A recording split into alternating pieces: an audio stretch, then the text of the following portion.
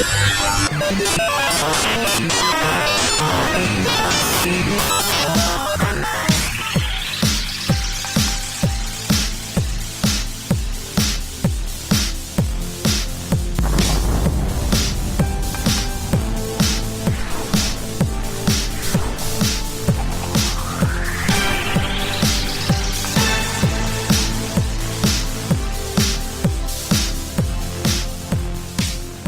many of you are pen testers here or red teamers? Or I know you are.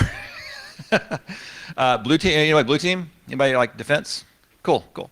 What we wanted to do is a presentation about basically kind of what we do, and we'll talk about the kind of like the target audience here. So it's a little about me and Johnny. We're both offensive security leads at General Motors. I consider myself kind of a curmudgeon, if you know what that means.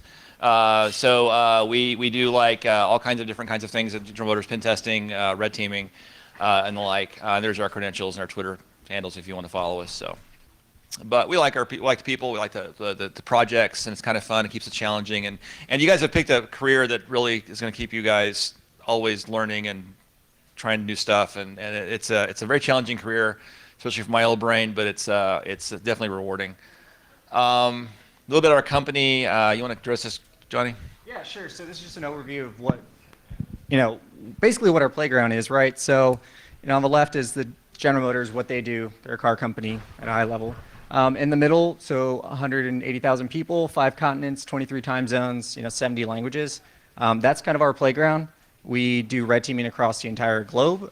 That's, physical, logical, like we mentioned, manufacturing, mobile, kind of everything that GM has. We are able to test, which is great. It's a big playground for us. Those time zones come into consideration when you're doing red teaming because, different time zones, got to take into account when people are in the office, that sort of thing. Languages makes a difference. We've been on boxes where the language is not what we expected. And, we've got to adjust and figure out how to go from there. And then, of course, just what GM actually is. So like Chevy, GMC, Cadillacs, those are the brands. Okay. Kind of our agenda for this talk. So if nothing here interests you, you can leave. We're going to talk a little bit about what the differences between pen testing and red teaming, what kind of types of engagements we have, what are some of the skills that you need, both if you're building a red team or if you want to be part of a red team. Maybe you want to get into it. So career growth, non-technical versus technical skills, that sort of thing. What is red teaming? Some questions we have to answer. What kind of background knowledge is needed? What kind of skills do you need for red teaming? And how can you be an effective red teamer as possible? So one of the things I want to kind of bring out, and there's a lot of like discussion in the industry. If you go to talks on red teaming and blue and pen testing, there's always talks about what's the difference between the two. We in the history have used these terms interchangeably sometimes. We've always called ourselves a red team even before we were doing actual red teaming. It's always been the title we've used. But really, and if you look at this, red teaming is a broader type of scope where the skill sets of pen testing is kind of involved in all that. So if you're a pen tester and you're proficient at your job, red teaming is not a huge leap for you. One thing I will say though, just on this too, you might not be as interested by red teaming as you think you might. Because what you're going to find is if you like breaking things and testing things, you don't do quite as much of that on a traditional red team engagement. We'll get into that in a minute, but it's more targeted, so it's maybe objective driven. Get this type of data and use any means necessary to get it. And whether you find all the vulnerabilities and exploit them along that chain doesn't really matter.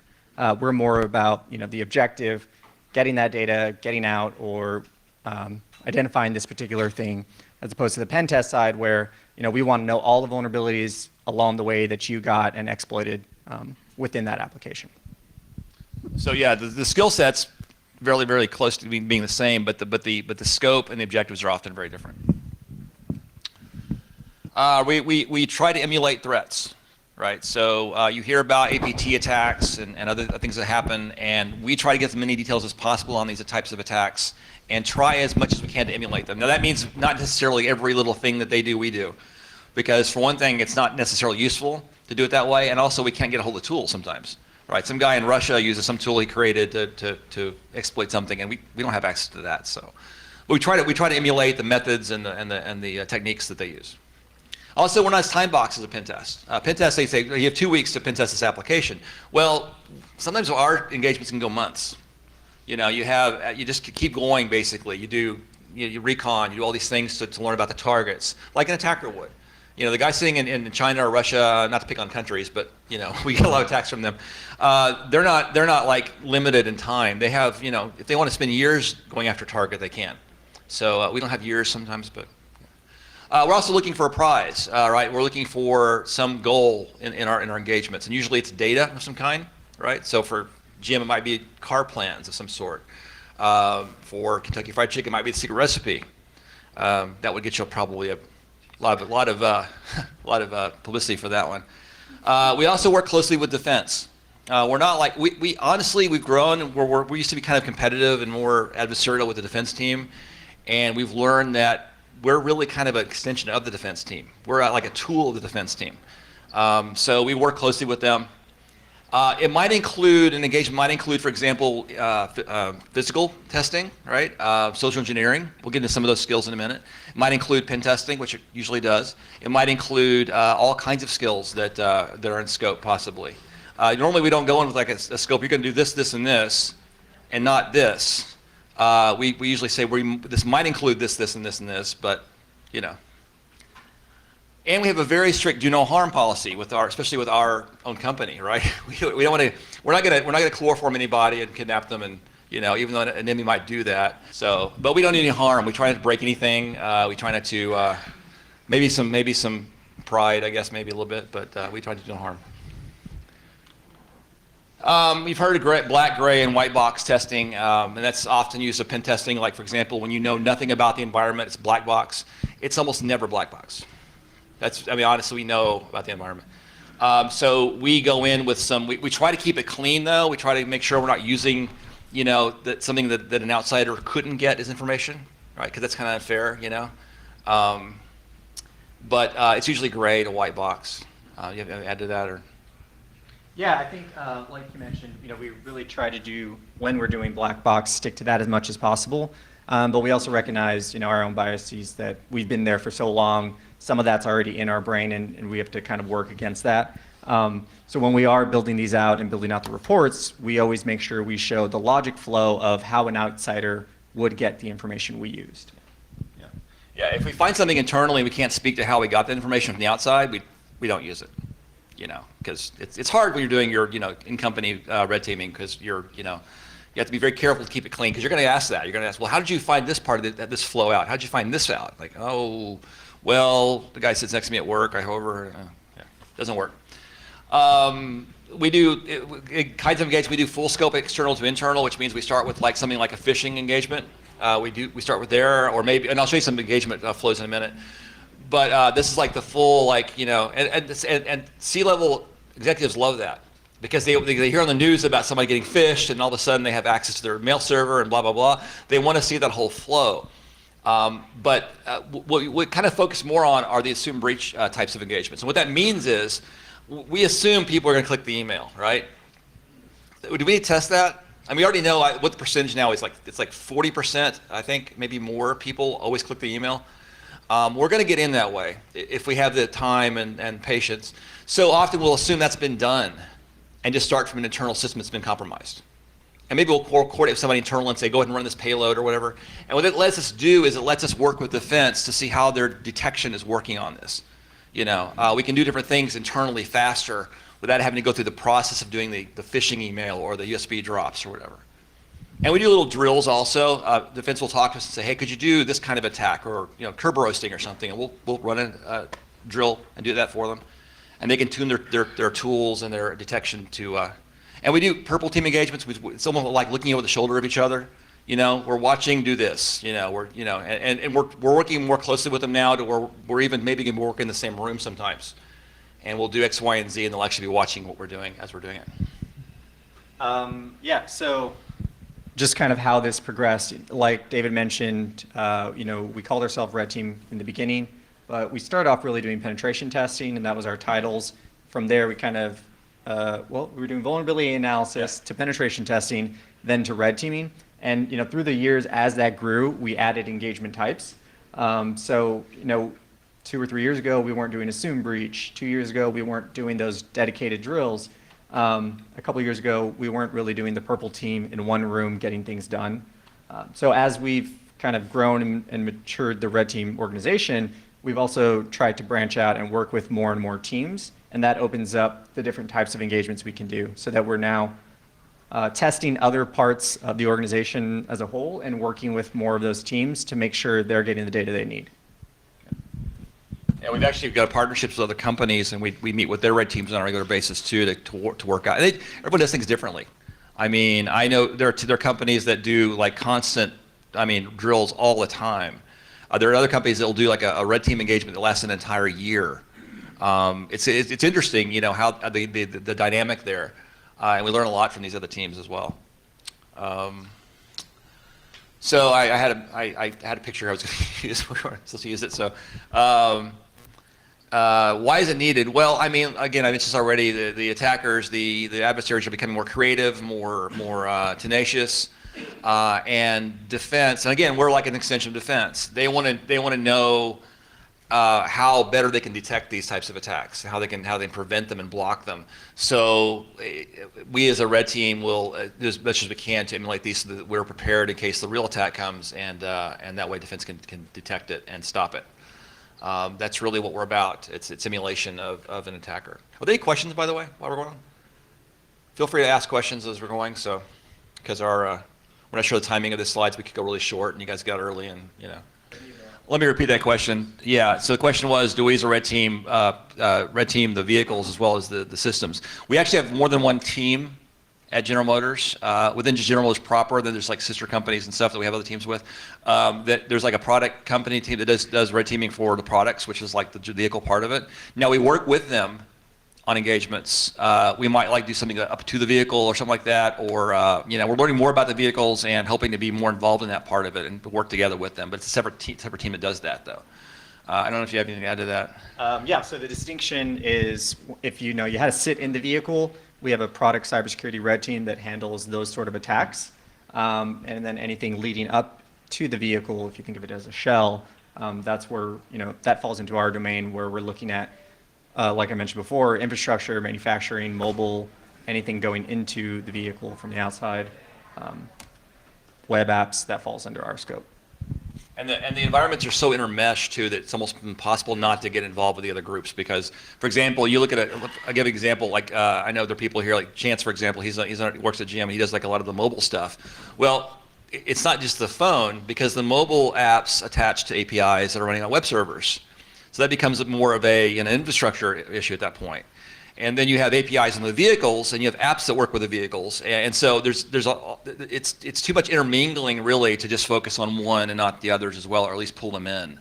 So as we grow, we're becoming more and more collaborative on that. That's a very good question, by the way. Okay, here's an example. Just attack flow. Forgive my artwork, by the way. It's kind of generic and boring looking. I get it. The red guys are red teams, just to make it easy. So this is one example, and this is a malicious file or media type of attack, where we are using a malicious, for example, a USB drive dropped somewhere, and you maybe see Mr. Robot where they just drop them in clumps, right? You drop them in piles. That's something. But no, you drop the drives, and people see them, and well, who's this? What's this belong to? And they plug it into the system and hopefully run the file that's on them, or the macro, or whatever we're using, whatever method we're using. Or in a phishing example, a malicious attachment on an email. And as our defense grows more mature, these are becoming more and more difficult to pull off. You have to get more and more creative with them. So, how many remember the day when they auto run on Windows? Remember that? Old people, no. It was a great time for us, right? We just drop something and it automatically runs, But you have to be a little more clever. And we have also, just to kind of point out, we have like a infrastructure as well, like our C2 command and control infrastructure, usually running on the cloud, so that when the victim executes the payload, we get a beacon back, a shell back to our infrastructure through because they're calling out over a port that's allowed outbound, like 443 or something, or what other ports, DNS maybe, possibly. Right. Cool. All right. Questions about? Another type of is a physical type of attack. We do this occasionally where we'll go to a location and attempt to social engineer our way into the building. It's a lot easier than you think it would be or should be. And once we're in at that point, we can, at this point, we can do a lot of things. We can take a laptop with us and plug into the network, or bring brought a Raspberry Pi device. You could use one of these. Ever see Mr. Robot where you plugged it into the thermostat on the show? Raise your hands, remember that. Thank you. Something like that, something you can place and leave it there, and then come back and actually control it from the outside. Lots of things you can do once you have physical access. Some people say when you got physical access, the game is over pretty much, and that's really true. That's really true. All right. A logical perimeter breach would be, for example, finding a vulnerable web app or server on the outside. This isn't as common as it used to be. Obviously, this was the way to get into something. You'd find some server, some firewall rule that was left open. I'd even early in my career, I saw systems with SMB open on the outside, and I even found one it was a domain controller with external ports. All the ports open on domain controller were open on the outside. So not as common anymore, thanks to kind of default firewalling settings and such. But this is one way, possibly. A vulnerable web app would be an example. Finding something that you can get some kind of web shell on and then escalate privileges. Yeah, I would just add, obviously this is a very generic, basic example. With cloud infrastructure and everything that's going on now, most companies don't have a typical perimeter like this anymore, and not everything's on the inside. But just trying to illustrate, one style of attack. But it does get more complicated. It's not like it used to be, like David said. Now you have all these moving pieces. You usually have a cloud architecture piece out there somewhere that's hooking into your internal system, and how do you traverse those networks? And that brings up the issue like, AWS buckets, that sort of thing, that were, right. GitHub repositories. There's all kinds of things where data is stored we might not even be aware of in our companies that are a pathway in to the environment. Any questions about these attack flows? And there are others. This is examples of some basic ones. There are probably some hybrid kinds of things we could talk about as well. And we don't stick to just one. And basically in a red team engagement, if we're able to actually get access very quickly, we'll try more than one, usually more than one type of approach too, to provide more value to our defense team and our company. Cool. These are very quiet. I had no candy to give you though if you ask questions, so it's going to be just, we have both technical skills and non-technical skills to talk about. Well, if you want to be in a red team or have a red team, what kind of skill sets you need to bring to those. We'll talk about those in detail. Next slides here. I think. There we go. Now, it's interesting. This is pen testing as well. Most people that start off in security in general are usually, what areas they come from? They come from development or IT. Are there any other areas that that you can think of where you see a lot of people in security coming from besides those two areas? QA, okay. I would have considered that part of like security but yeah, you're right. Auditing, for example, might be another area where legal, I don't know, maybe I've heard lawyers coming in and being good. Yes. I started as a technical writer. There you go. Yeah. This is just like a very broad couple of different. Because we work with people that are both from a development standpoint and from an IT standpoint, and it's interesting working with developers. I'm not a developer. If you looked at my Python scripting, you might want to tear your eyes out. It's really messy. It's probably 150 lines probably could be compressed down to 20 or something like that. But they think differently. You bring a different kind of mindset to the table when you're a developer, and it's good because sometimes we don't think like developers enough. And when developers come in and help us with our engagements, not only can they help us build infrastructure and find faster ways of doing that, but also just looking at problem solving and looking at the ways things are set up. But yeah, a wide variety of skills are brought into red teaming and useful. If you're good at social engineering, for example, that's a good skill. We'll talk about those in a minute. Hey, here we go. So these are just some random kind of skills that we found useful. I don't know so much about lockpicking. Is Jagor here? No. It's never come up for us yet. I think there are certain things in a red team engagement, like a physical one, that are kind of, yeah, you could do that, but does it really help that we do, like climbing fences and going through roof tiles and that sort of thing. You get hurt for one thing, and it doesn't really provide much value because what controls do you install to prevent that from happening? I guess you could put barbed wire. Yeah, I guess Yeah. like a modern lockpicking would be RFID, Yeah. cloning, that sort of thing. Yeah. So there's a lot of skills up here that we find useful. And I mentioned a couple like Cobalt Strike. It's what we use often for C2 infrastructure. Knowledge of operating systems. These are all really, really useful. And having a team that has a diverse set of skills is really useful because you can cross-train each other, for one thing, because we don't want one person on the team knowing everything about this and no one else knowing it. Like for example, one person knows how to set up infrastructure and no one else does. Well, he has a problem and no one can help him because, we're stopped at that point. But having more than one eyes on everything is kind of something we're moving more toward. Any questions about that? Any other skills you can think of that might be useful for, yes? You ever go dumpster diving at GM? I'm trying to, Really? Not really. I'm trying to think. I think we've done some physical, we have done this. On a physical engagement, we did look through some of the bins inside the building for stuff, but, yeah. Yeah, I think we've done that once Yeah. we physically gain access to a facility, looking for whatever you can, paperwork lying around. But I don't think either of us has actually physically Not into a a dumpster. GM, no. You don't No. have to put that on your list. Yeah. Is that a skill though? I guess having the intestinal fortitude to jump into a dumpster is a skill, yeah. Because I've done that in the previous jobs before in GM, and you see the movies, you see the movie Hackers, it's all like sheets of paper, it's like, no, it's old sandwiches and coffee grounds, and there's nothing pleasant about dumpster diving. You want to wear gloves and I guess parkour, like if you're going to do that stuff, parkour is a skill parkour, set.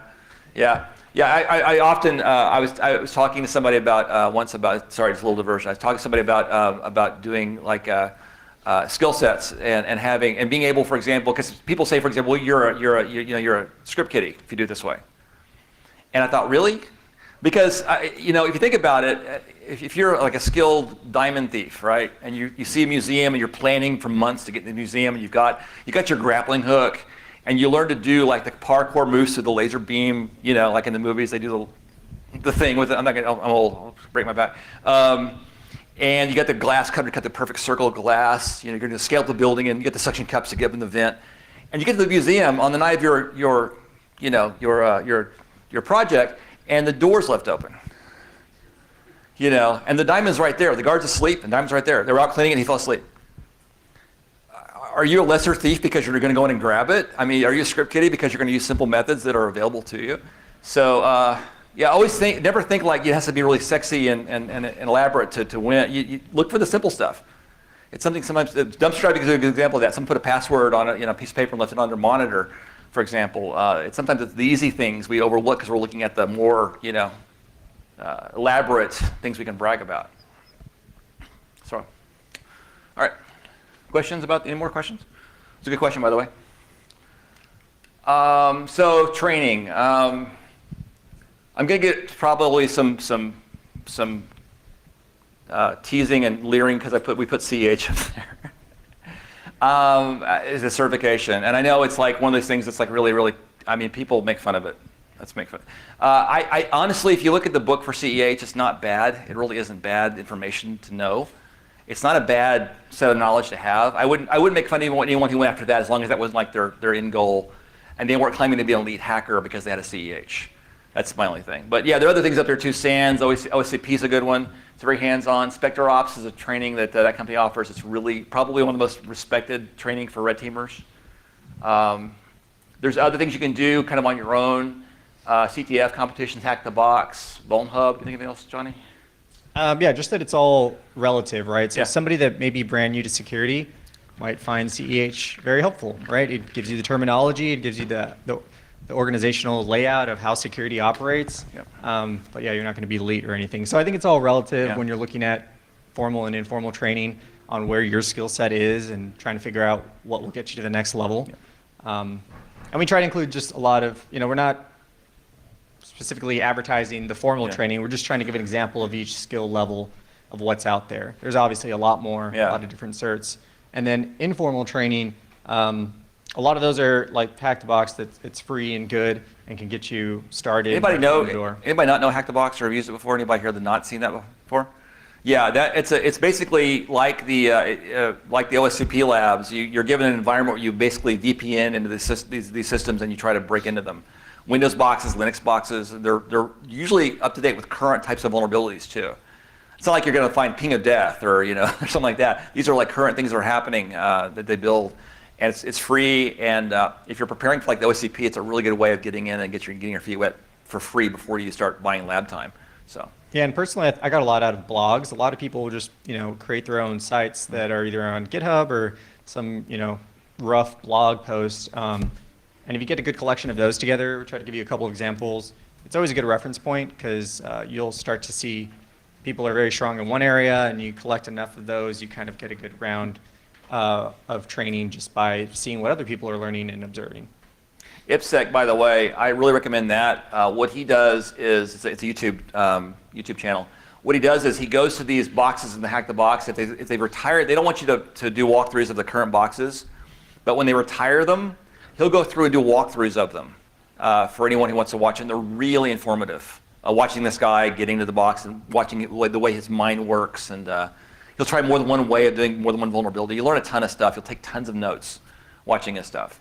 I learned that's a good point too, because he's going to talk about soft skills. I went to we had a study group here in Austin for OWASP, and we did a remedial, like a very, very beginner, basic, low-level Kali Linux training we picked that book. And I was like, do I need to do that? It's like really basic, and I know all the basics. I'm not going to learn anything from this. I was so wrong how much I learned from this basic stuff, because there are things I was doing that like I could have done it so much easier doing it this way.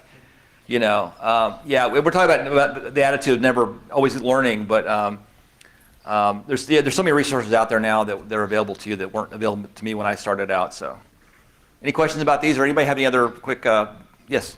Why is CISSP on this list? Why? That's a good question. For red teaming? Because we think it's a very, very basic, very, very good starting point for just, if you're, let's say, new to security, I guess, right? It's like a foundational kind of thing, right? So I would say, I guess the question is, if you're interviewing for a job and you're interviewing for a red team position, I could see them asking you, why don't you have a CISSP yet? I think also it adds, so it's shallow but broad, right, is how it's typically. There's a lot of things in there that aren't going to be technical, but you're still going to use. One example is the risk. So understanding the risk in an organization, different ways to calculate that risk. You're going to use that when you find a vulnerability and have to categorize it. And report on it, yeah. Right, yeah. So it's not a bad... That's true. It gets you past the HR filter. It also does have a physical piece where you kind of learn about different gauges of fencing and how to secure a building, and each little section kind of has a little nugget that could be applicable. So I think it's worth being on this list, but it's not something that I would compare to like an OSCP or something from SANS where it's going to technical deep dive and give you the hands-on knowledge to do some of these exploits. Plus, you're having to communicate with other security groups within your organization as well. You have to have some kind of foundational, knowing the terminology, we'll talk about that, knowing the terminology is important. So if you don't know the terminology behind threat, behind risk, you got very difficult reporting on that, reporting out to the C-level administrators, executives on this. You had a question? Hours? In general, from our experience? I think he wants GMs. What's GMs? Oh, okay. Yeah, I'll let you take that. Me? Dang. No, I can start it. So, obviously we post all of our openings on the official website. And here, at LASCON, we have an opening right now on the whiteboard with our names on it. If you're interested, just at a high level, we're looking for a lead penetration tester. But the interview process, I think, is pretty standard from my experience at a few different companies. We're here today, right now, and you can obviously talk to us after this this talk and reach out to us and we can give you some more information, but pretty much apply through the site. We do, an interview, technical interview in the beginning, where we look at technical skills, but also have those soft skills, and then from there move on to an on-site, et cetera. So pretty standard. I can go into more detail, if anybody's interested after this. Yeah. And I think high level. also it's important to note that attitude and soft skills, being able to work with people, is as much, if not more important to us than even the technical part of it. Yeah, I think the keynote mentioned that Yeah. yesterday, Yeah. how finding vulnerabilities is great, but if you don't have some of those communication skills and collaboration skills, getting those vulnerabilities fixed is going to be a lot harder. What's the use of having 15 certs after your name if no one wants to work with you? Well, I don't know how much we can go into that. Well, obviously, yeah. we try to stay high level. Yeah, I yeah. don't think we've divulged any secrets or anything here. I have to delete the next slide, though. People are going to try to fish organizations. People are going to try to gain access, Yeah. through web apps. So we keep it high level, but also try to give real world examples of what could be used. So when we showed the physical, all of those are real world examples of what's Yeah. going on. You can look it up in the news. If you use the example of the exploiting a web server and then getting into the network, that's a viable threat that every organization faces. So we're not, we try to keep it high level, not say specific things about specific applications that may have vulnerabilities, but just try to give you overall Things that idea of the workflow. Things that can apply to any company, really. Yeah, yeah. Yeah. I don't- Our company is a 100-year-old company, and the culture is often 100 years old. But we're like, but no, seriously. I mean, every company that's old is like that. But we're coming at we're getting more involved in the security community now. We're working to share more with people, and Yeah, I think just our group alone has done maybe 5 or 6 in Yeah. the last couple of years. They're just the red team around different conferences in the Yeah. U.S. yeah. And the legal part is letting us change the format a little bit and have fun with that a little bit. So they're loosening up. So Yeah, we don't have any memes, Yeah, no unfortunately. That's one side effect. Yeah. But we try to keep it interesting with visuals Yeah. that actually David created, so if you guys like these visuals. if you like my graphics, Yeah. I do some stuff on the side as for fun, but not so much for profit, unfortunately. Anybody remember like the old? There was like the CDs that came out with that were. Gosh, I can't think of the name of them now. It's like VulnHub, but this guy was the first one to do this. You released these CDs that were vulnerable systems, and you booted your box up to this box, and it loaded a vulnerable server. And as I was hearing an interview of his, it was funny because he said that he keeps people calling him, asking him, "Okay, I booted the box up. Now what's the password?" And the guy said, "Well, you don't understand. You have to figure out what the password is." "Yeah, but I got to get in. What's the password?" It was like a vicious circle. You don't know. You have to hack into it to get the password. "Yeah, but I can't log into it." "I know. Yeah, VulnHub is very similar to that. Pentester Labs, Pentester Academy, those are paid services you can go to, and they're mostly web app related services. They're really good though. Okay, soft skills. I'm gonna let Johnny lead this part, and I'll chime in then. Sure, yeah. So like we mentioned, there's two sides of the coin. You got to have the technical skills to find vulnerabilities, exploit them, get the data.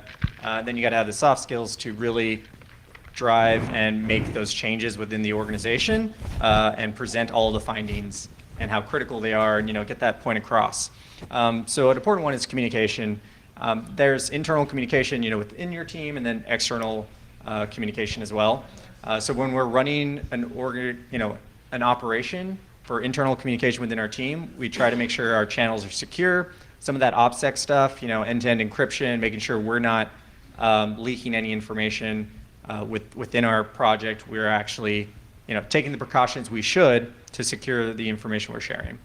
And then within our team, organization of clear tasks of who's doing what. So if you get a shell back, who's taking that shell? What are they doing with it?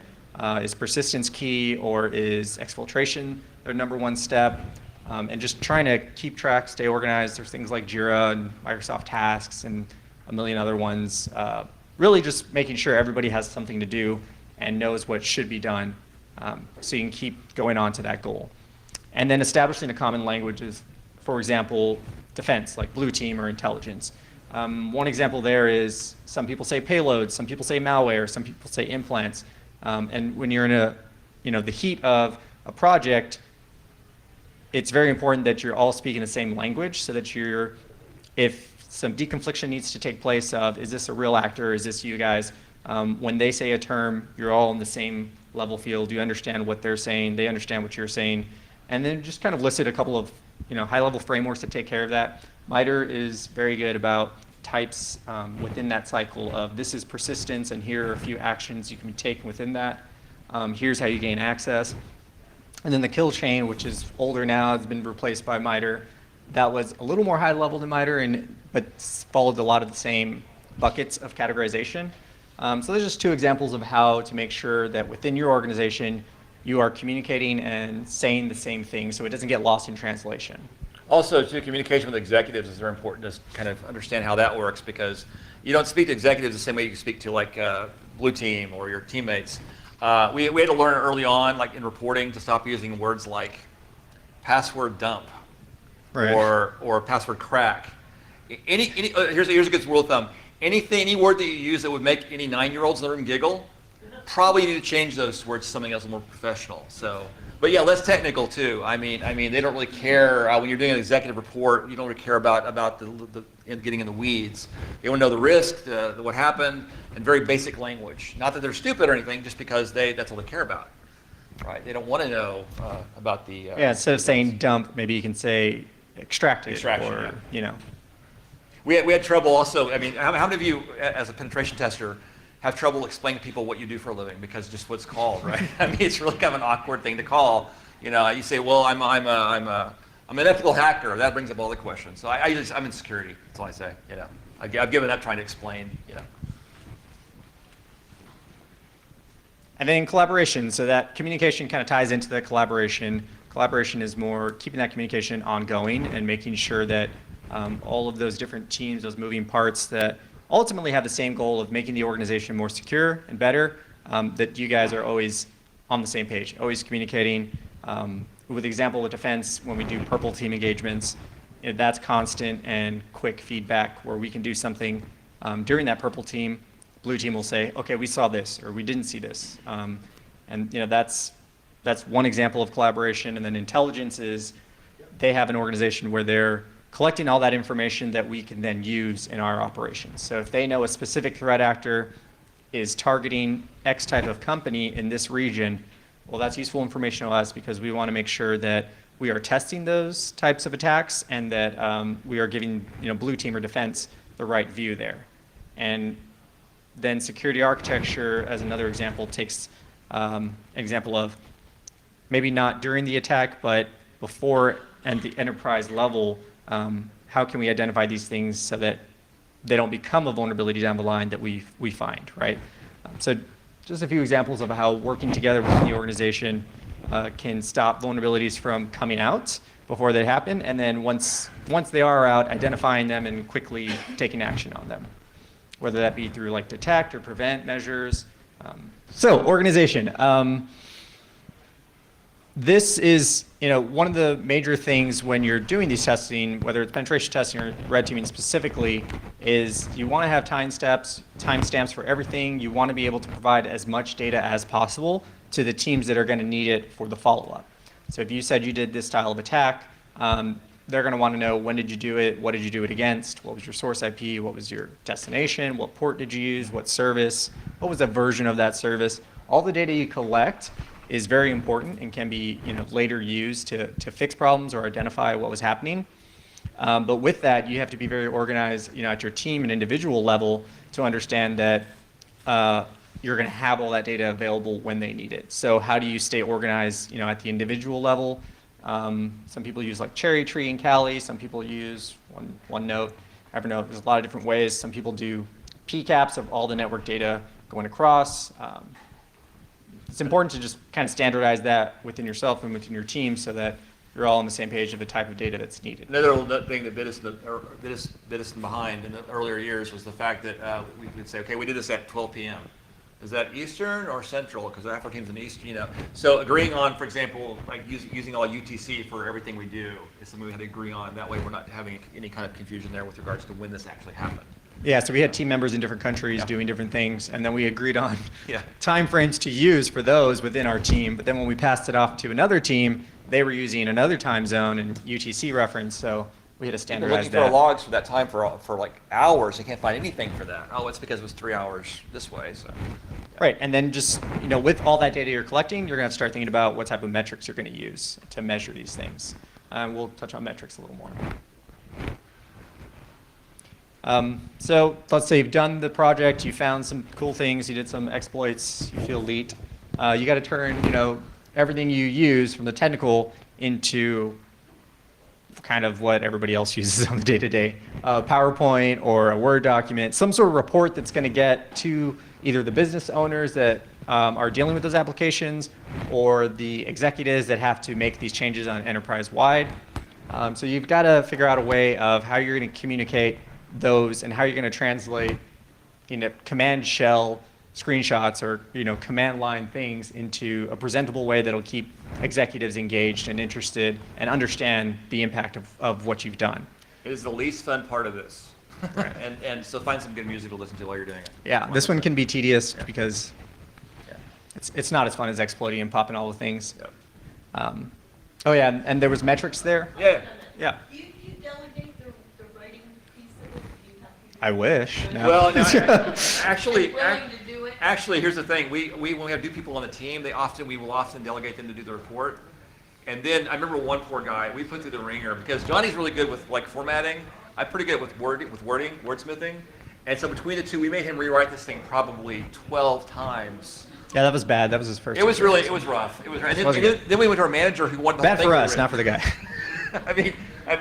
I mean, but yeah, that's a good point too. When we write reports, we try to do team peer reviews as much as possible. I'll send it to Johnny. Johnny will send it to another guy, and then we'll circulate. And we'll have a common meeting where we talk about the differences in opinions or whatever, and we'll come out.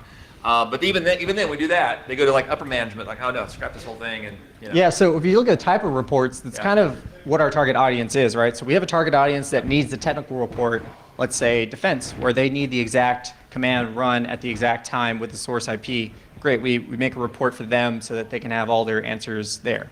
And then we make executive reports where they need to know just high level what were the big findings and then how can they address them. Yep. And then we typically map attack flows in as a visual representation like we showed earlier, so that even non-technical people can understand step 1, step 2, step 3 visually, on like a Visio diagram and understand, oh, okay, that led to this, got it.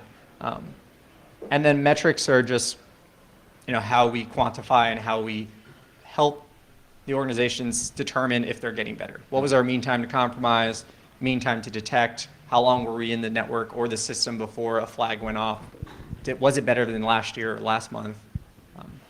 And then successful versus failed attempts. Failed attempts are often just as good as successful attempts as far as a data point, because failed attempts means maybe something did work and stopped it, and something was triggered and was blocked, right?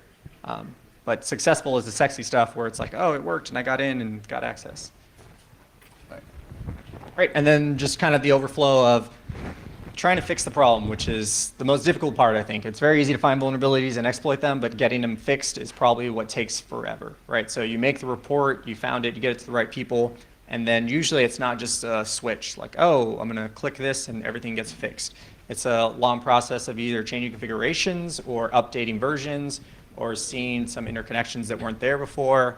So we get that cycle of, you discover, you report, you prioritize based on risk, and then you try to remediate and retest. So if the business owner remediated this one problem, when we have to go back, re-engage and retest and make sure, yep, that's not vulnerable anymore, we're good to go, we can close out the issue. But this, I think, is what takes most of the time. It's not always just popping boxes, it's trying to figure out within the organization, the best way to secure these things and fix the problem. Yeah, I think, like we said, for our organization, we don't handle inside of the car, so we probably don't have the best answer for you on that. We take care of everything leading into the vehicle. That would probably be the product red team would have a better answer for you. There's probably different lead times, I'm sure, because Right. if you find a vulnerability in a car and they're all on the highway, if it's a bad net vulnerability, you have like a recall or something, right? I mean, you have to do something, or maybe there's a way of downloading the software. So yeah, GM does do over-the-air updates Yeah, yeah. for certain vehicles, and there's that technology that's coming about. I don't know all the specifics of it. And there's also, GM has a bug bounty program through HackerOne for identifying any of those issues.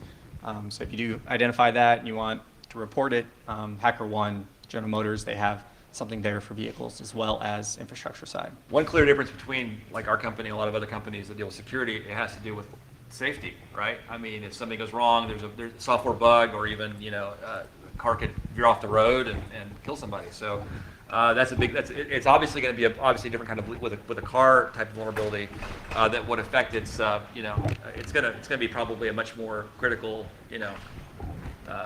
short lead time to get it fixed, I'm sure. But Yep, we've got 5 minutes left, so Yeah. I'm trying to breeze through this. Sorry.